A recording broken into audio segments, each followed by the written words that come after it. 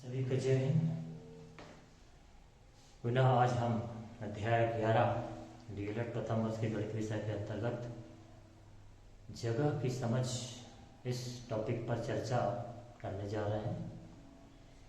और जैसा कि आप सबको पता है कि वर्तमान समय में हम विभिन्न प्रकार के मानक पैमानों का उपयोग करते हैं, लेकिन पुराने समय में जिस समय इन पैमानों का आविष्कार नहीं हुआ था, उस समय हमारे पास मापने के लिए कोई पैमाना नहीं होता था।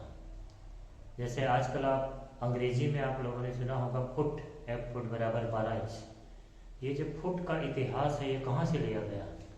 ये पुराने समय में एक अंग्रेज राजा थे, उसके एक पैर की माप को 1 फुट कहा गया था और वो अभी तक वो चला आ रहा है, फुट के रूप में उसी से लिया गया। इसी तरीके से हम सब ग्रामीण परिवेश में भी कुछ इन शब्दों का उपयोग कर, जैसे एक कोस बराबर क्या होता है। तो पुराने ज़माने में एक बैल दिन भर में जितनी दूरी तय करता था उसको हम 1 कोस कहते थे, चाहे उसकी गति कुछ भी रही हो। और वैसे ही मील शब्द के लिए भी हमारा पुराना इतिहास है कि एक घोड़े के द्वारा एक दिन में की गई कुल यात्रा को 1 मील कहा गया। तो ये सब पुराने पैमाने हैं। अभी हम इस चैप्टर में देखेंगे जगह की समझ। जगह में बहुत सारी आकृतियाँ आती हैं और इन आकृतियों में हमें भी और बच्चों को भी बहुत सारे दिक्कतों का सामना करना पड़ता है।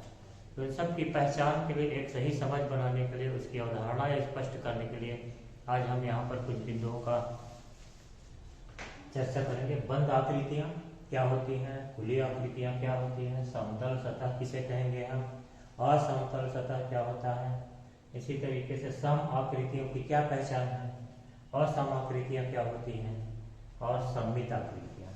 तो इन महत्वपूर्ण बिंदुओं पर आज हम चर्चा करने जा रहे हैं। तो सबसे पहले हम आते हैं यहाँ पर बंद आकृतियाँ और खुली आकृतियाँ हम किसे कहेंगे।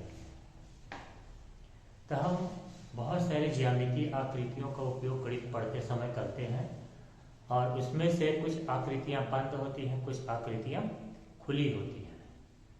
तो बंद आकृतियों की क्या पहचान है कि हम जब कोई भी आकृति बनाते हैं तो जिस बिंदु से हम उस आकृति को बनाना शुरू करते हैं और यदि वो वापस उसी बिंदु पर आकर के समाप्त हो जाता है तब हम उसे बंद आकृति कहेंगे। मतलब ऐसी आकृति जो अपने प्रारंभिक बिंदु पर आकर के समाप्त हो वो कहलाएगा बंद आकृतियाँ। और इसके विपरीत खुली आकृतियाँ, ऐसी आकृतियाँ जो अपने प्रारंभिक बिंदु पर समाप्त न हो, उसके स्थान पर कहीं पर और समाप्त हो। तो बंद और खुली आकृतियों की समझ बनाने के लिए हमें माचिस की तीलियों का उपयोग करना चाहिए। धागे की सहायता से विभिन्न प्रकार की आकृतियाँ या तार का इस्तेमाल करके उसको मोड़ करके आप आकृतियों को बता सकते हैं। बंद आकृति में उसका एक अंतः भाग होता है और एक बाह्य भाग होता है। इसको अभी हम चित्र के माध्यम से देखेंगे। खुली आकृति में एक प्रारंभिक बिंदु होता है और एक अंत बिंदु होता है। तो दोनों प्रकार के चित्रों को भी हम यहाँ पर देखने का प्रयास करते हैं। पहले हम देखते हैं बंद आकृति।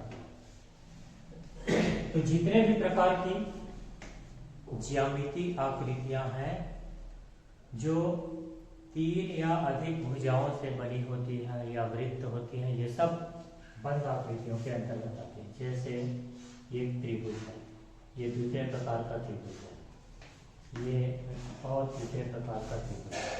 ऐसे ही बहुत सारे चतुर्भुज हो सकते हैं, समांतर चतुर्भुज हो सकते हैं, वर्ग हो सकते हैं। तो इन सब को हम बंद आकृतियों में कहते हैं। कोई वृत्त हो सकता है, कोई इस तरह की आकृति हो सकती है, कोई ऐसी टेढ़ी मेढ़ी आकृति हो सकती है। तो बंद आकृति की पहचान क्या है कि जो आकृति बनी हुई है इसके अंदर जाने के लिए कोई रास्ता नहीं होना चाहिए। जैसे हमने यहाँ से इस आकृति को बनाना शुरू किया, यहाँ से चलते हुए वापस हम उसी बिंदु पर ला करके उसको समाप्त कर रहे हैं, ये बंद आकृति बनी। ऐसा सभी में ये 1 2 3 और इसमें भी ऐसा है। वृत्त में भी हम यहाँ से चलना शुरू करते हैं, वहीं समाप्त करते हैं। तो इस तरह की आकृतियों को हम बंद आकृति कहते हैं। बंद आकृति में इस सरल रेखा से घिरी हुई अंदर का जो भाग है इसको हम कहते हैं अंतर्भाग, अंदर का भाग। और इसके जो बाहर है, ये चारों तरफ का ही है, इन रेखा के बाहर का हिस्सा जो भी है वो कहलाता है बहिर्भाग। दो प्रकार के भाग होते हैं। अब हम देखें खुली आकृति में क्या होगा। तो खुली आकृति में जैसे हमने ये त्रिभुज बनाया, तो त्रिभुज में मान लीजिए हमने उसको यहाँ पर ला करके छोड़ दिया, तो यहाँ पर एक रास्ता है, यहाँ पर आता है। ऐसे ही कोई चतुर्भुज बनाए, इसको हमने यहाँ तक ला करके छोड़ दिया, इसमें भी रास्ता है। कोई ऐसा टेढ़ी मेढ़ी रेखाओं से बनी हुई आकृति बना करके ऐसा हमने उसको छोड़ दिया। ये सब खुली आकृति, जितने भी प्रकार के कोण हैं, चाहे आप न्यून कोण की बात करें, सम कोण की बात करें, अधिक कोण की बात करें, इन सब हमें को हम खुली आकृति के अंतर्गत होते हैं, क्योंकि इसमें दो सीमांत बिंदु, पहला सीमांत बिंदु यहाँ से शुरू हुआ और यहाँ समाप्त हो गया, ये यहाँ से शुरू हुआ, यहाँ समाप्त हो गया। तो इस तरह की आकृतियों को हम खुली आकृति कहते हैं। पुस्तकों में कुछ ऐसी भी आकृति दी गई है, तो आप इसको खुली आकृति में मानेंगे कि बंद आकृति में। तो केवल इतना भाग बंद है, लेकिन आकृति की शुरुआत यहाँ से हुई और समाप्त यहाँ पर हुआ, तो इसके दो सीमांत बिंदु मिल गए, इसलिए ये खुली आकृति है। कोई ऐसी आकृति है तो ये जहाँ से शुरू हुआ वहीं पर आकर के समाप्त होगा, इसलिए इसको हम बंद आकृति कहेंगे। तो इतने चित्र पर्याप्त हैं खुली और बंद आकृति को समझने के लिए। इसके बाद आता है समतल सतह। समतल सतह जो होता है, ऐसे सभी सपाट सतह जिसमें किसी भी प्रकार का मोड़ या घुमाव न हो, इसको हम समतल सतह कहते हैं। जैसे ये बोर्ड है, ये समतल सतह है, ये फर्श है, ये एक समतल सतह है, कोई दीवार है, ब्लैक बोर्ड है, दर्पण की सतह जिसे हम लोग रोज कंघी करते हैं, ये सब समतल सतह है। इसमें हम आसानी से समतल सतह में कोई भी दो बिंदु निर्धारित करके सरल रेखा खींच सकते हैं। जैसे ये समतल सतह है, यहाँ पर हमने एक बिंदु लिया, दूसरा बिंदु यहाँ लिया, और इसको मिलाएंगे तो आपको एक सरल रेखा मिलेगा, वहां पर किसी भी प्रकार का मोड़ नहीं होगा। लेकिन असमतल सतह जो है, इसमें ऐसा सपाट हमको कोई वस्तु नहीं होगा, बल्कि वहां पर वो कुछ घुमावदार लिए हुए होगा। ऐसी वस्तुएं सतहें जिसमें कुछ मोड़ हो, घुमाव लिए हुए हो, उसको हम असमतल सतह का। जैसे कोई गेंद है, क्रिकेट खेलने का गेंद है, फुटबॉल है, अंडा है, वो मुड़ा हुआ रहता है, बेलनाकार कोई पात्र है, कोई गिलास ले लीजिए पानी पीने का, कोई बॉटल हो सकता है, ये सब असमतल सतह है। क्योंकि इसके ऊपर यदि हम रेखा खींचेंगे तो कुछ इस तरीके से बनेगी, घुमाव के अनुसार से हम रेखा को उसके ऊपर चारों तरफ खींच सकते हैं। तो इसको हम कहते हैं समतल सतह और असमतल सतह। कोई ऐसी भी वस्तु हो सकती है जिसमें समतल भी सतह हो और असमतल भी सतह हो।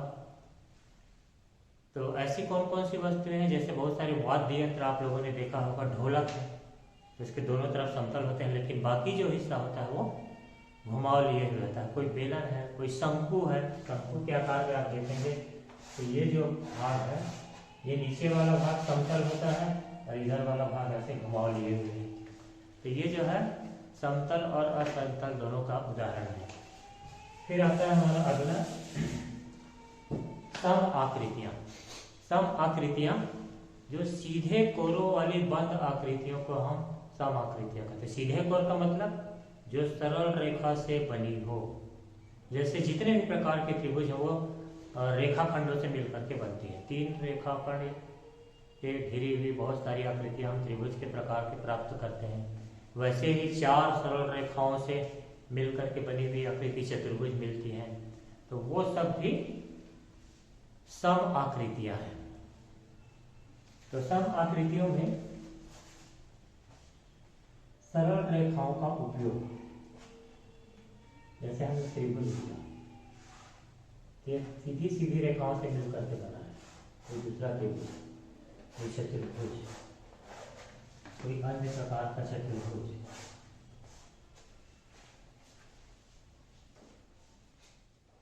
ये सब जितने भी प्रकार के आकृतियां जिसको हम त्रिभुज या चतुर्भुज के रूप में बांट। मान लीजिए मैंने एक ऐसी आकृति बनाई, ऐसा आकृति, तो क्या इसको हम सम आकृति कहेंगे? तो इसकी पहचान क्या है? इसको हम इस तरीके से रेखाखंड बना करके यदि हम त्रिभुज और चतुर्भुज के रूप में बांट पाते हैं, ये त्रिभुज, ये त्रिभुज, ये त्रिभुज है, तो इसलिए ये समाकृति है। तो ऐसे बहुत सारे उदाहरण जिसमें सीधे कोण हो और उसमें से बंद आकृति का निर्माण होता है, इसको हम सम आकृति कहते हैं। सम आकृतियों को हम त्रिभुज और चतुर्भुज को जोड़ करके भी आपस में बना सकते हैं। जैसे एक चतुर्भुज है यहाँ पर और इसमें हम एक त्रिभुज को ऐसा जोड़ दें, तो ये भी एक सम आकृति है, क्योंकि ये सरल रेखाओं से मिलकर के बनी है। इसी आकृति में हम कोई त्रिभुज में मान लीजिए कि हमने ऐसा कोई वृत्त, अर्धवृत्त जोड़ दिया, तो ये भी सम आकृति है। तो वृत्त भी उसका, अर्धवृत्त भी उसका एक भाग हो सकता है। तो त्रिभुज, चतुर्भुज और अर्धवृत्त, इन सब को मिला करके हम बहुत सारी आकृतियां जोड़ जोड़ करके बना सकते हैं। तो जितनी भी आकृतियां बनेंगी वो कहलाएंगी सम आकृति। अब प्रश्न यहाँ पर यह उठता है कि असम आकृतियां क्या होती है? तो असम आकृतियों के लिए यही जो हम पहचान कर पाएंगे, ऐसी आकृतियां जिसको हम त्रिभुज, चतुर्भुज या वृत्त के रूप में विभाजित न कर सकें, तो उसको हम असम आकृतियां कहते हैं। जैसे मान लीजिए कि हमारे पास कोई इस तरह की आकृति है, तो क्या इसको हम त्रिभुज, चतुर्भुज या वृत्त के रूप में कैसे भी करके ऐसा करके बांट सकते हैं क्या? वो कोई भी आधार आपका हो सकता है। तो यदि हम इस तरीके से अलग अलग बांटने का प्रयास करते हैं, ये जो रेखाएं, वक्राकार जो रेखाएं हैं, वो त्रिभुज के भुजा के रूप में हमको सीधी सीधी नहीं मिलती, या फिर वृत्त के रूप में घुमावदार भी हमको पूरा पूरा नहीं मिलता। तो इस तरह की जो भी आकृतियां होती हैं उसको हम कहते हैं असम आकृतियां। लास्ट में आता है सममित आकृतियां। तो सममित आकृतियां जो होती हैं, ये ऐसी आकृतियां होती हैं यदि इस आकृति में हम कोई एक रेखाखंड खींचते हैं और यदि उसका दोनों भाग आपस में हमको बराबर मिल जाए, तो उसको हम कहेंगे सममित आकृतियां। किसी भी चित्र में आप कोई भी एक रेखा खींच करके यदि इसको ठीक दो बराबर भाग में बांट पा रहे हैं और वो दोनों भाग एक दूसरे को पूरा पूरा ढक ले रहे हैं, तो उसको हम सममित आकृतियां कहेंगे। और दोनों भाग को हम ज्यामिति की भाषा में और कहते हैं सर्वांशम होना चाहिए। उसकी प्रत्येक भुजा दूसरे की प्रत्येक भुजा के बराबर होना चाहिए। और जिस रेखाखंड से उसको हम बांटेंगे वो क्या कहलाएगा? सममित अक्ष कहलाएगा। जैसे हम एक चित्र लेते हैं, मान लीजिए हमने एक आयत का चित्र लिया और इसको हमने इस बिंदु से एक रेखाखंड खींच करके इसको दो भागों में बराबर बराबर बांट दिया। तो अब क्या देखिए कि इधर का भाग और इधर का भाग दोनों आपस में बराबर है क्या? इसको आप कागज में ऐसा ही आयताकार कागज लेकर के इसको बीच से मोड़ करके भी देख सकते हैं, वो दोनों एक दूसरे को पूरा पूरा ढक लेते हैं। भिन्न में भी हम लोगों ने ऐसा देखा था। तो ये जो लाइन हम लोगों ने एक सरल रेखा यहाँ पर खींची है, इसको हम कहते हैं सममित अक्ष।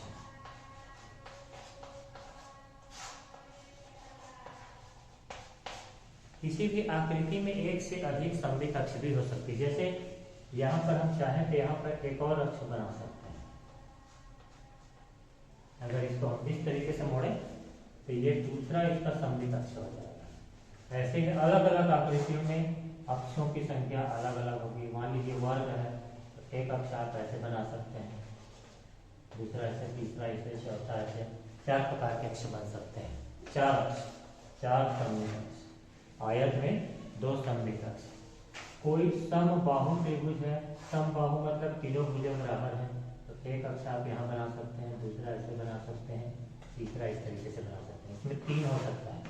समद्विबाहु त्रिभुज है, 2 भुजा आपस में बराबर है, ये और ये, यहाँ पर आपको केवल एक अक्ष मिलेगा। लेकिन वृत्त कोई भी एक वृत्त है, इसमें आप कितने सममित अक्ष बना सकते हैं? तो ये जो है अनंत, क्योंकि जितने भी वृत्त के व्यास होंगे वो सब सममित अक्ष पर रहे और सारे के सारे वृत्त के केंद्र से गुजरेंगे। ये 1 हो गया, ये 2 हो गया, ये 3 हो गया। आप चाहे कहीं से भी सममित अक्ष खींच ले, बस उसकी जो रेखाएं हैं वो वृत्त के केंद्र से होकर के जाना चाहिए और सममित अक्ष यहाँ पर था, तभी सममित अक्ष आपस में बराबर भी होंगे। तो वृत्त में आपको एकमात्र ऐसी आकृति है जिसमें हमको अनंत सममित अक्ष मिलते हैं। और भी हम लोग बचपन में ऐसा बहुत सारा खेल खेलते हैं जिसमें हम बहुत सारा सममित अक्ष तो बनाते हैं, लेकिन उसको उस रूप में पहचानते नहीं। जैसे पुराने समय में स्याही वाले पेन का उपयोग होता था, तो बच्चे लोग क्या करते थे, स्याही का 1-2 बूंद कॉपी में गिरा देते थे, उसको दूसरे पेज से दबा देते थे, तो दोनों पेज में जो आकृतियां उभर करके आती थी वो सममित अक्ष होता है। तो सममित अक्ष जो है, सममित आकृतियां जो है, ये अनेक स्थानों पर आपको देखने को मिलेगी। जैसे पेड़ों की पत्तियों में भी आपको देखने को मिल सकते हैं, कुछ फूल में मिल सकते हैं, घर के जो दरवाजे होते हैं वो भी सममित अक्ष की तरह होते हैं। हम बहुत सारे रंगोली बनाते हैं, उसमें भी सममित अक्षों का उपयोग करते हैं। आपको कपड़ों में बहुत सारे डिजाइन सममित अक्ष के रूप में मिल सकते हैं। तो इसके अनेकों उदाहरण हो सकते हैं सममित अक्ष के। तो अध्याय 11 जगह की समझ में मुख्य इतना ही है, और सब और भी उदाहरणों को अपने पुस्तक से पढ़ करके ज़्यादा गहरी समझ बना सकते हैं। अगले चैप्टर में हम फिर मिलेंगे अध्याय 12 में।